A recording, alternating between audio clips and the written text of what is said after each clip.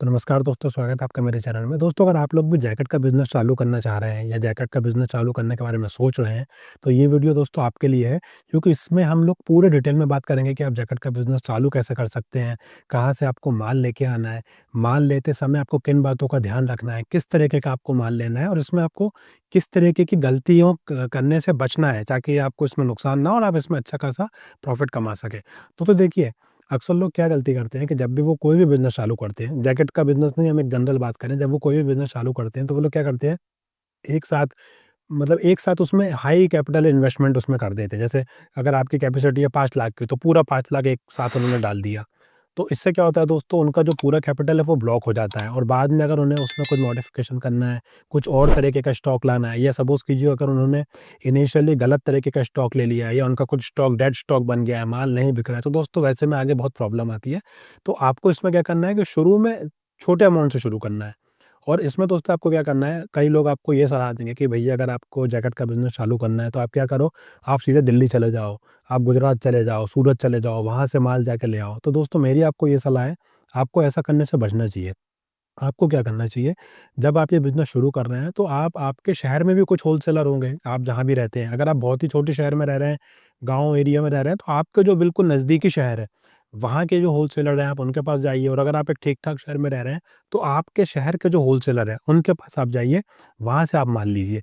इसमें दोस्तों आपको फ़ायदा क्या होगा कि सपोज़ कीजिए कुछ आपको माल उनको कभी वापस करना है या कुछ कमी-पेशी हो गई, कुछ कम-ज़्यादा हो गया, तो वहाँ पे आप कर सकते हैं। लेकिन अगर आप सोचिए, आप मध्य प्रदेश में कहीं पे और आपने माल ले आया गुजरात से या दिल्ली से। अब अगर उस माल में कुछ डिफेक्ट आ गया या आपका कुछ माल नहीं बिका, तो आप वापस वहाँ इतना दूर बेचने जाएँगे तो उसमें आपका पैसा जाएगा, टाइम जाएगा। और क्योंकि दोस्तों देखिए, जब आप बाहर से माल लेते हैं, बाहर सिटी से माल लेते हैं, तो उनको भी पता है कि ये बाहर का बंदा है। तो कहीं न कहीं ना आपकी भी उनसे इतनी अच्छी बॉन्डिंग नहीं हो पाती, ना वो आपसे इतनी अच्छी बॉन्डिंग बनाते हैं।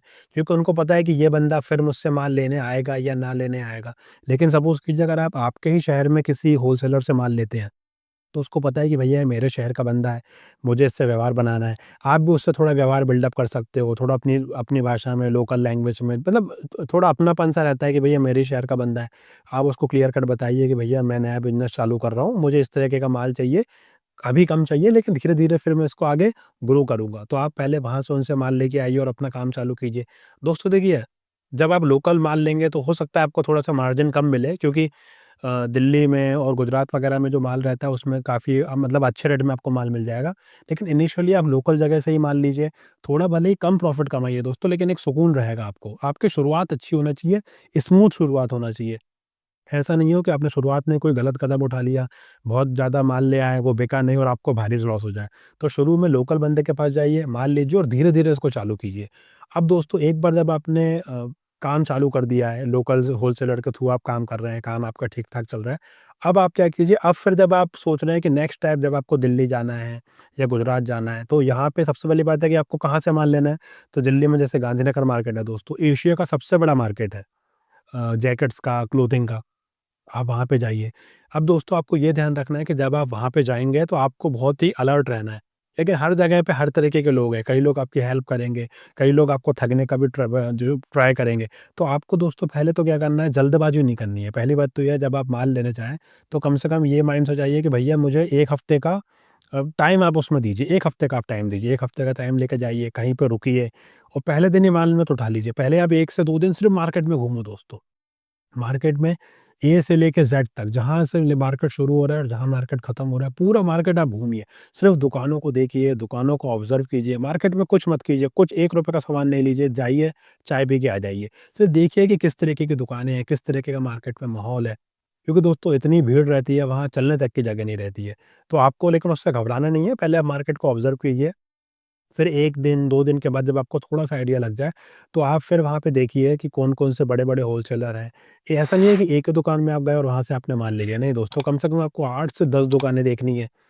सब जगह जाइए, सब जगह माल देखिए और ये नहीं सोचिए कि भैया मैं इसके आ गया हूँ, उसके यहाँ मैंने माल देख लिया, अब मुझे यहीं से माल लेना पड़ेगा। ऐसा नहीं है दोस्तों, आपको थोड़ा-सा बेशर्म तो बनना पड़ेगा। माल देखिए, अच्छे से देखिए, पूरा आपका टाइम लीजिए, उसका काम है माल दिखाना, वो दिखाएगा और आप भी आपके बिज़नेस के प्रति ईमानदार रहिए। अच्छा लगता है तो ही लीजिए, नहीं समझ में आ रहा है तो मत लीजिए। अब अगर आपको नहीं समझ में आ रहा है तो आप उठ के चले जाइए, दूसरी दुकान में जाइए, दूसरे में नहीं समझ में आ रहा है, तीसरी दुकान में जाइए और ऐसे कम से कम 8-10 दुकान में देखिए। लिखते जाइए कि भैया आज मैं इस दुकान में आया था, मैंने ये माल देखा, आज मैं इस दुकान में आया था, मैंने ये सामान देखा।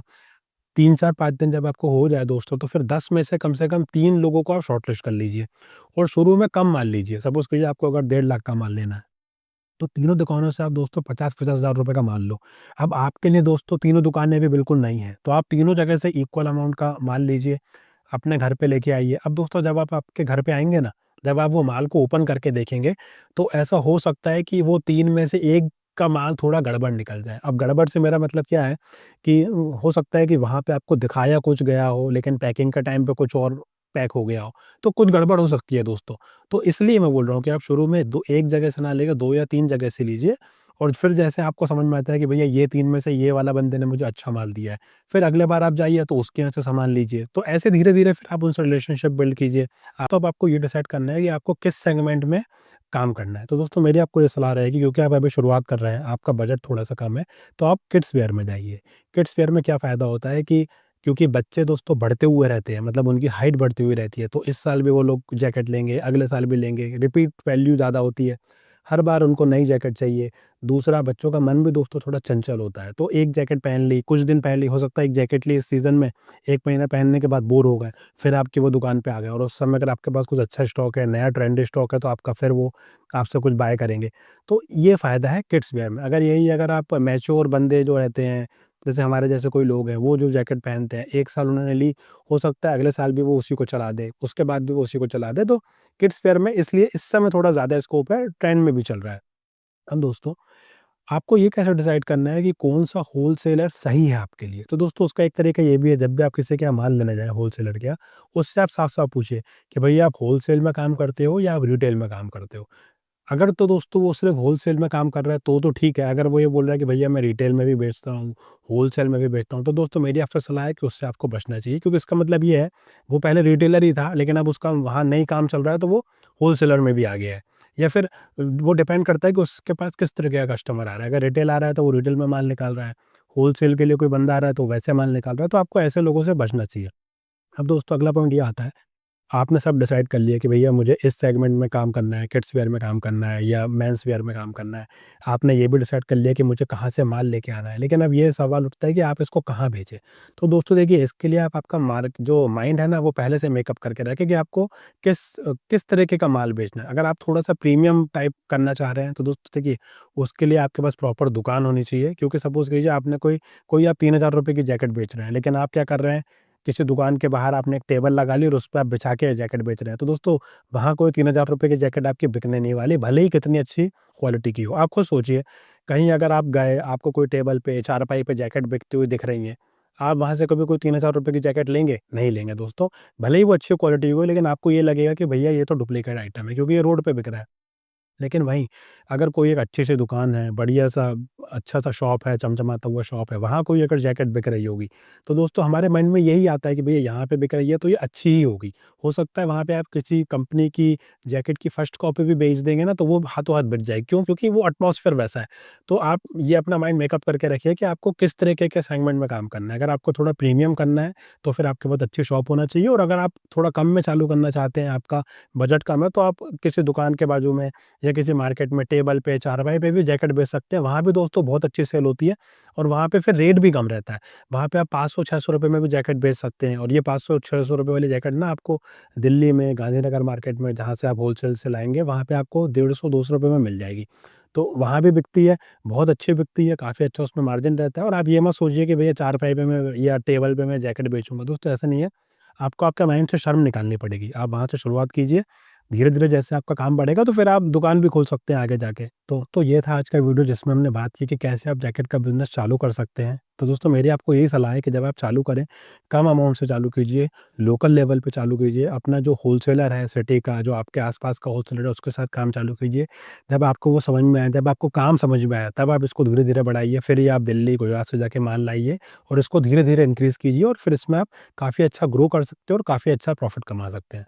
तो दोस्तों अगर आपको ये वीडियो हेल्पफुल लगा है, तो प्लीज़ मुझे कमेंट करके ज़रूर बताइएगा, या आपके कोई ऐसे फ्रेंड्स हैं जो ये बिज़नेस चालू करना चाह रहे हैं, तो उनके साथ ये वीडियो शेयर कीजिएगा।